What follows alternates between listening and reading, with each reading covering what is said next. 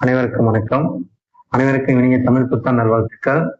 இன்று நாம் திருவாசகத்தின் 3வது பாடலை பற்றி சிந்திப்போம். ஈசனடி போற்றி, எந்தையடி போற்றி, தேசனடி போற்றி, சிவன் சேவடி போற்றி, நியாயத்தே நின்ற நிமலனடி போற்றி, மாய பிறப்பருக்கும் மன்னனடி போற்றி, சீரார் பெருந்துரை நம் தேவனடி போற்றி, ஆறாத இன்பமருளும் மலை போற்றி.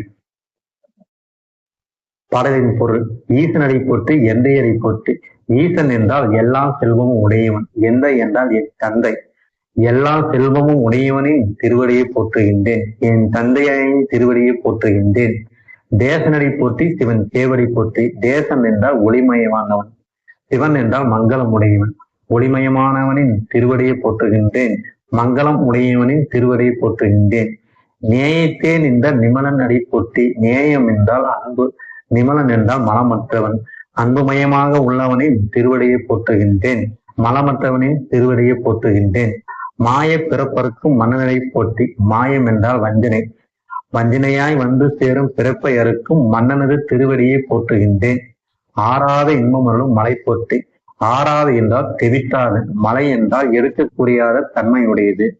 தெவிட்டாத இன்பம் தரும் எடுக்கக்கூடியாத மலை போன்ற பெருமானை போற்றுகின்றேன். நன்றி.